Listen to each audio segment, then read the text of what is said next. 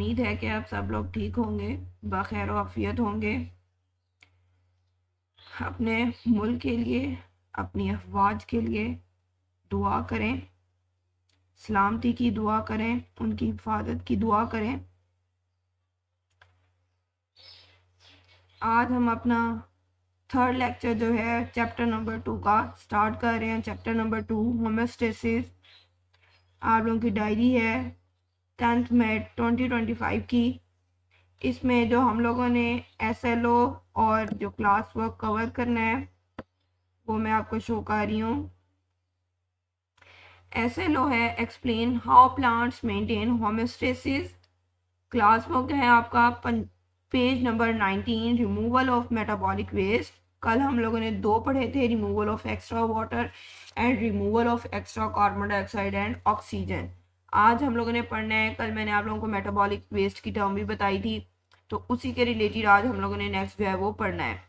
उसके बाद स्टूडेंट आज का आपका describe the characteristics of the hydrophytes and homework है आपका एग्जाम्पल ऑफ द हाइड्रोफाइट्स, जिनको अभी हम लोग नेक्स्ट डिस्कस करेंगे। तो हमारा जो लेक्चर है removal of other metabolic waste. Plant deposits many metabolic waste in their bodies as harmless insoluble materials. वो कहते हैं प्लांट्स अपने बॉडीज के अंदर बहुत जो है वो मेटाबॉलिक वेस्ट जो है एज अ हार्मलेस मटेरियल के तौर पे जो है वो डिपॉजिट करते हैं। For example calcium oxalate is deposited in the form of crystal in the leaves and stems of the many plant, for example in tomato. अक्सर आप लोगों ने सुना होगा कि कहा जाता है कि टमाटो के जो है वो इसको पील करके जो है वो डालना चाहिए, ठीक है, इसको खाना चाहिए। तो वो यही वजह है कि उसमें कैल्शियम ऑक्सलेट जो है वो क्रिस्टल फॉर्म में जो है वो डिपॉजिट होता है, जो कि नेक्स्ट जाके जो है वो बीमारियां भी कॉज कर सकता है।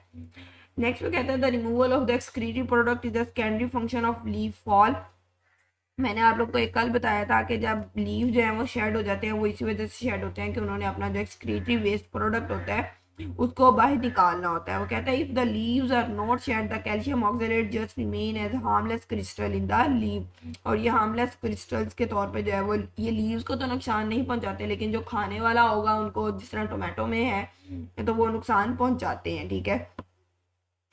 उसके बाद वो कहते हैं increase which shade there leaves yearly. अब वो पौधों की बात कर रहा है जो कि अपने जो पत्ते हैं वो इनका एक टाइम ड्यूरेशन होता है। हम लोगों ने अक्सर देखा है कि जब ऑटम आता है तो सारे जो है वो पत्ते खज़ां में झड़ जाते हैं।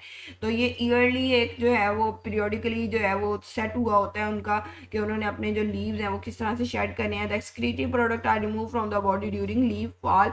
और जब लीफ गिरता है तो अपना जो वो अपना एक्सक्रीटिव प्रोडक्ट जो है वो रिमूव कर रहा होता है। आप लोगों ने देखा होगा कि उसमें जो लीव्स हैं वो भी क्या हो जाते हैं, येलो हो जाते हैं, और येलो होके जो है वो झड़ जाते हैं। एक्चुअली उनमें अक्यूमुलेशन हो जाती है उनके जो मटेरियल होता है, मेटाबॉलिक वेस्ट होता है उसकी।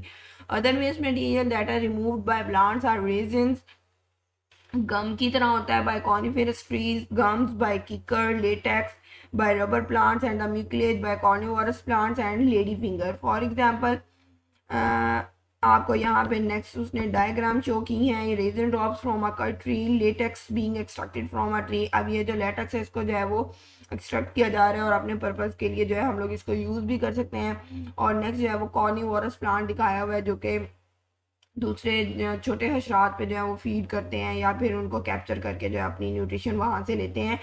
तो ये कॉनिफरस वो म्यूकुलेज जो है वो ड्रॉप, ताकि वो स्टिकी मटेरियल होता है ना, तो उससे जो है उनका प्रे इजीली जो है वो कैप्चर हो जाता है। ऑस्मोटिक एडजस्टमेंट आज हम लोगों ने पढ़ना है कि हम लोगों ने पीछे ऑस्मो रेगुलेशन की जो है वो डिफाइन पढ़ी थी, जिसमें हम लोगों ने कहा था कि इसमें क्या करते हैं कि जो वाटर और साल्ट होता है उसको बैलेंस रखा जाता है। इंटरनल कंडीशन जो है वो बैलेंस रखी जाती है वाटर एंड साल्ट की according to the environmental changes. तो कहते हैं on the basis of the available amount of water and salt plants are divided into 3 group. 3 groups में उनको डिवाइड किया गया है, हाइड्रोफाइट्स, जीरोफाइट्स एंड हेलोफाइट्स। तो इसमें जो हमारे पास आज हम लोगों ने पढ़ना है वो है हमारे पास hydrophytes. Hydrophytes are the plants which live completely और partially submerged in fresh water. या तो वो कम्प्लीटली जो है वो वाटर में जो है वो डूबे हुए होते हैं, या फिर जो है वो हाफ जो है वो वाटर के ऊपर होते हैं और हाफ जो है वो अंदर होते हैं, उनकी रूट्स वगैरह जो है वो वाटर के अंदर होती हैं। Such plants do not face the problem of water shortage. Sorry. तो वो कहते हैं जो इस तरह के प्लांट्स होते हैं इनको वाटर स्टोरेज की जो है शॉर्टेज की जो है वो ज़रूरत जो है वो नहीं पड़ती या ही इनको पेश आती है, क्योंकि वो तो रह ही जो है वो एक्वेटिक इन्वायरमेंट में रहे हैं। They have developed mechanism for the removal of extra water from their cell. अब यहाँ पे उनका जो इंट्रैक्शन ही जो है वो वाटर के साथ है, तो उनके अंदर जो हमारे पास एक्स्ट्रा वाटर होगा उन्होंने वो किस तरह से अपने सेल से रिमूव करना है, ठीक है। तो कहते हैं हाइड्रोफाइट्स हैव ब्रॉड लीव्स, उनके जो है पत्ते चौड़े होते हैं। आपने वाटर लिली का देखा होगा प्लांट, अभी मैं आपको नेक्स्ट दिखाऊंगी भी उसकी पिक्चर।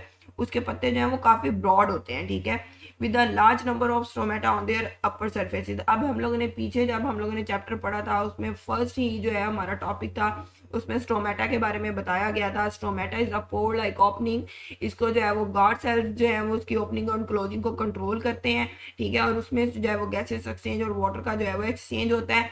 तो यहाँ पे भी हम लोगों ने पढ़ा था कि उसकी वो लोअर एपिडर्मिस में होते हैं और जो है वो अपर एपिडर्मिस जो है उसकी प्रेजेंट होती है। तो लोअर एपिडर्मिस में वहाँ पे हम लोगों ने प्लांट्स में पढ़े थे कि जो है वो स्टोमेटा प्रेजेंट होते हैं। तो वहाँ से जहाँ पे भी जो वाटर का एक्सचेंज है वो होगा। और इसमें जो सबसे कॉमन एग्जांपल है वो क्या है, सच प्लांट इज वाटर लिली। तो आप लोगों ने इसको जो है वो पॉइंट्स की फॉर्म में लिखना है। पहले सबसे पहले हाइड्रोफाइट्स की डेफिनेशन है।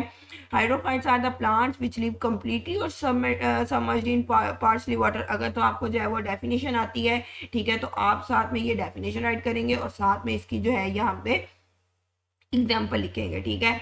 और अगर जो है वो आपसे अडॉप्टेशंस पूछता है कि हाइड्रोफाइट्स के अडॉप्टेशंस क्या हैं, वो अपने आप को किस तरह से जो है वो वाटरी इन्वायरमेंट जो में जो है वो एडजस्ट करते हैं, अपने आप को सस्टेनेबल रखते हैं, तो वो आप लिखेंगे कि उनमें जो है वो ब्रॉड लीव्स होते हैं। ब्रॉड लीव्स होने के साथ साथ उनमें भी जो है वो large number of stromata present होते हैं उनकी अपर सरफेस पे, ठीक है। और अपर सरफेस से भी जब वो नंबर ऑफ स्ट्रोमेटा प्रेजेंट होते हैं तो एक्स्ट्रा अमाउंट ऑफ वाटर जो है वहां से क्या हो जाती है, रिलीज हो जाती है। अभी मैं आप लोगों को जो है यहाँ पे वाटर लिली की डायग्राम शो करती हूँ। ये जो फर्स्ट पे आप लोगों को यहाँ पे नजर आ रही है that is the water lily. या आप लोग इसके देख सकते हैं कि इसके जो है वो कितने चौड़े जो है यहाँ पे पत्ते हैं गुलाई में, ठीक है।